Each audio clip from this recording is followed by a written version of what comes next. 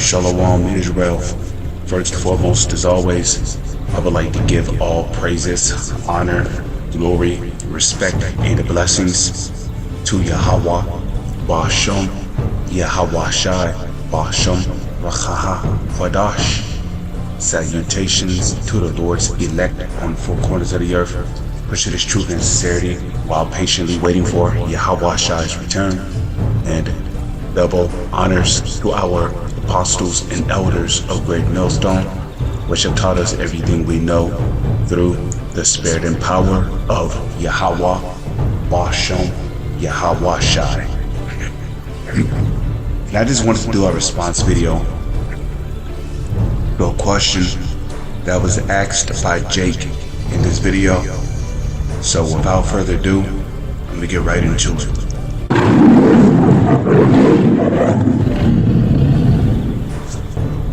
I have a question for Hebrew Israelites. I'm not sure if, there are still some Israelites who teach this or not, but I'm going to just ask to see, all right? There are some people who believe that in order to be an Israelite, you need a Israelite father and an Israelite mother. If you have an Israelite father and a heathen mother, then you're considered a mamzer, or you're not considered an Israelite in some people's eyes, okay? Now, answer me this. For one, with Jacob, from Jacob came the Israelites, right? Now, when it comes to who Jacob had intercourse with to make the tribes or make his sons, I think all of his wives, they were not Israelites, because Israelites did not exist until he had his sons, because Jacob was named Israel, and the descendants that come from him, or the sons that come from him, they're considered Israelites. But how can that doctrine of you have to have an Israelite father and an Israelite mother to be an Israelite, how can that be true if Jacob had intercourse with other nations or heathen mothers to make Israelites? And that is a very smart question to ask, because the fact of reality is that your nationality is based on the nationality of your father. And the reason why we teach this is because the man carries the seed. Now, when you go into that word seed, it goes back to the Greek word sperma, which is where you get sperm from. Okay? And a matter of fact, your body, your very body that your spirit resides in was made from the sperm of your father. Okay? Your father is the one that put you inside of your mother, if that makes sense. Before any of us existed, and before any of us was born on this planet, we was once a sperm cell inside of our father. Okay, if that makes sense. We were just sperm cells inside of our father. Okay, and basically, when our father met our mother, our father basically shot us inside of our mother. Now, of course, we was in the spirit realm, but when the time came for us to be reincarnated, right, the Heavenly Father from the spirit realm took our spirit and sent it back down into the body of a baby that was inside of our mother. And thus, we were born back here on the planet. So this whole doctrine of your mother has to be an Israelite and your father has to be an Israelite for you to be an Israelite, that doctrine is false, and that's not according to the Holy Scriptures. And the proof of that, in which I'm going to give some examples as well, Numbers chapter 1 verse 18. And they assembled all the congregation together on the first day of the second month, and they declared their pedigrees after their families by the house of their fathers. Okay, by the house of their fathers. Meaning what? Okay, your nationality is based on who your father is. It didn't say by the house of their fathers and mothers. It said by the house of their fathers, according to the number of the names from 20 years old and upwards by their polls. Now, what I would like to do is read that in the NLT as well, because the NLT also have some juicy lamb that we can also pick from off the dinner plate. Okay, so I pray this video is edifying, as the beloved brother Kazaki Allah from the Mississippi camp would say. Beautiful brother, by the way. Numbers chapter 1 verse 18. And they assembled the whole community of Israel on that very day. All the people were registered according to their ancestry by their clans and families. Now listen up. The men of Israel. Women are not mentioned here. The men of Israel who were 20 years older were listed one by one. Why did it say the men of Israel? Because your nationality is based on who your father is. Now, this right here, Boaz marries Ruth. Now, Ruth was not an Israelite woman. Ruth was a Moabite. Okay. The Moabites today will be the so-called Chinese. Okay, so in other words, Ruth was a brown-skinned woman with woolly hair, and she had slanted eyes. Okay. Ruth was a woman of another nation. So check this out. Boaz marries Ruth and begins the line of David. Who begins the line of David? Boaz. Because your nationality is determined by who your father is. Now we know that David was an Israelite, but here it is, his great grandmother, if I'm saying that correctly, your great grandmother would be the wife of your great grandfather, because I believe Boaz gave birth to Jesse, and Jesse gave birth to David. But I am gonna fact check that. Okay, I am gonna fact check that.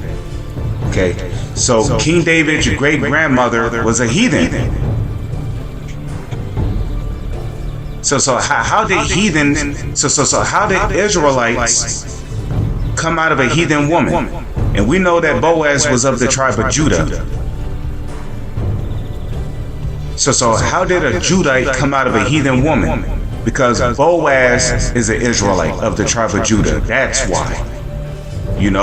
That's why in the Holy Scriptures it tells you everything that was written aforetime was written for our learning, that we through patience and comfort of the Holy Scriptures might have hope. The book of Ruth, chapter 4, verse 10. Moreover, Ruth, the Moabitess, the wife of Mahlon, have I purchased to be my wife. To raise up the name of the dead upon his inheritance, that the name of the dead be not cut off from among his brethren, and from the gate of his place ye are witnesses this day. And all the people that were in the gate, and the elders said, we are witnesses. Yahweh make the woman that is coming to thine house like Rachel and like Leah, which two did build the house of Israel, and do thou worthily in Ephratah, and be famous in Bethlehem. And let thy house be like the house of Perez, whom Tamar bare unto Judah, of the seed which Yahweh shall give thee of this young woman. So Boaz took Ruth, and she was his wife. In other words, he had sex with her. And ultimately it was the Lord who set that up. As it is written, that which the Lord hath brought together, let no man put asunder. So the Lord is the one who brought Boaz and Ruth together, okay?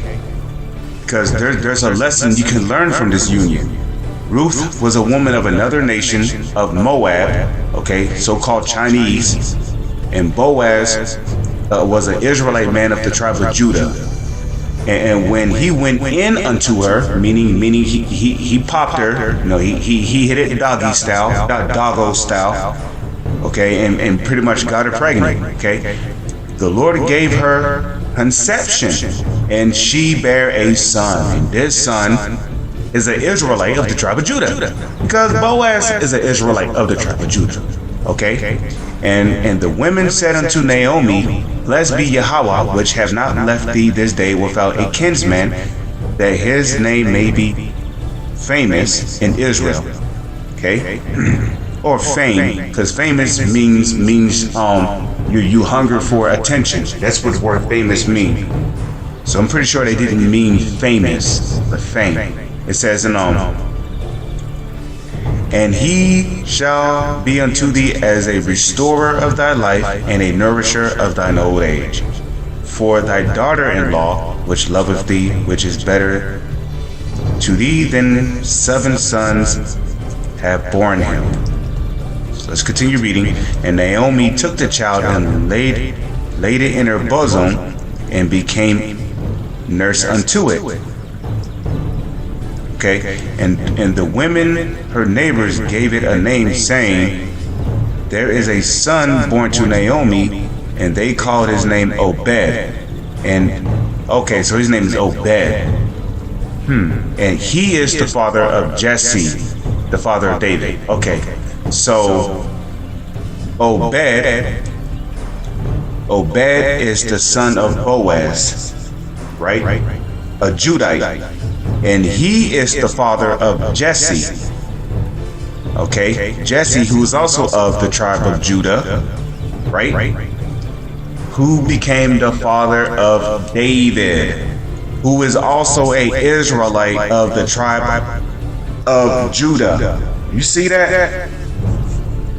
So your mother does not have to be an Israelite for you to be an Israelite.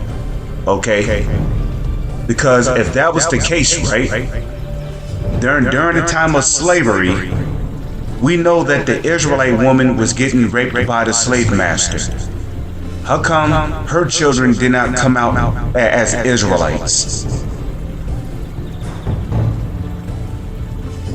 Because even though she was an Israelite, her husband was not an Israelite. Her husband was an Edomite, a so-called white person.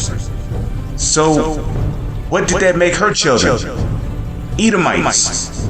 Chocolate-covered Edomites. Her children might have came out with brown skin and woolly hair. But the children of those slave masters were Edomites. Okay, case in point, Chicken George. As a matter of fact, let's Google that. Because a woman can only bring forth an Israelite child if her husband is an Israelite. So if an Israelite man have sex with a Japanese woman, the child that's coming out of that woman is going to be an Israelite because he's an Israelite. Let's go to Google, right? Let's see, let's type in, just give me a second. Okay, Chicken George.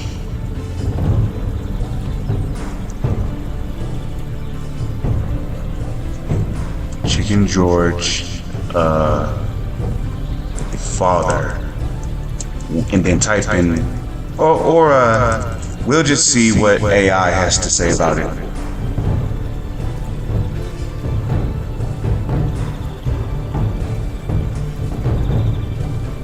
Okay.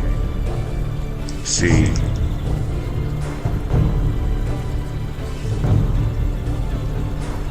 So let's see. Chicken George's father was his mother's Kizzy's master. You see that? Master as in slave master. Okay, I wish they wouldn't try to beat around the bush. Chicken George's father was his mother's Kizzy's slave master, Thomas Leah. a small-time slave owner in Caswell County, North Carolina. Tom Leah, Massa Leah, had a relationship with Kizzy, Chicken George's mother, that resulted in George's birth. Okay? Though George was not recognized as his biological son, in which that was his biological son. Okay? So his father was Thomas Leah.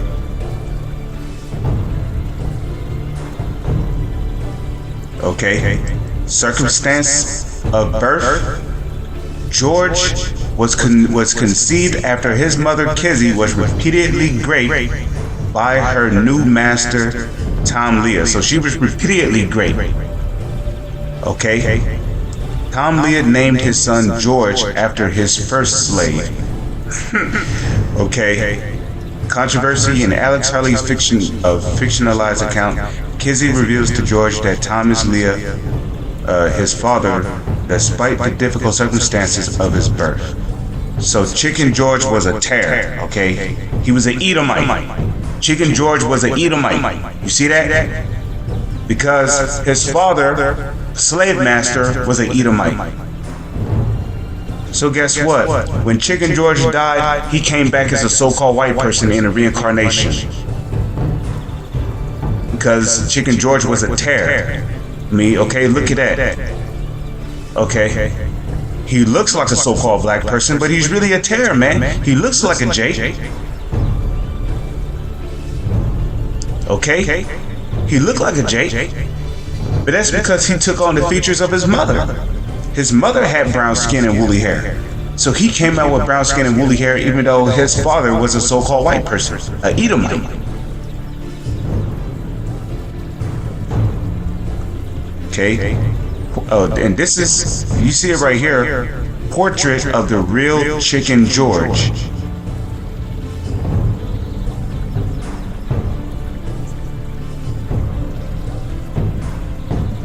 Okay? So this dude's an Edomite.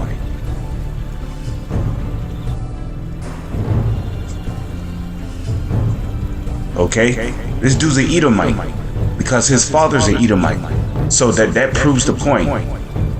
Okay? Chicken George looked like an Israelite, but his father is really an Edomite.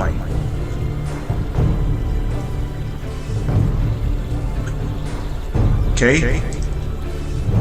And the Bible speaks about the wheat and the tares. I don't need to get it, but that pretty much proves the point. Your nationality is depicted by who your father is. Your mother does not need to be an Israelite for you to be an Israelite. Your father just needs to be an Israelite. Okay? Wouldn't that make all of us Mamzers? Technically? And then for two, our people, according to the Bible, we're spread across the four corners of the earth, right? How can we be spread or scattered to the four corners of the earth if our people do not have intercourse with other nations to make children? Because I believe that you only have to have an Israelite father to be considered an Israelite, because you are the seed of your father. So whoever your father is, that makes you who you are, right?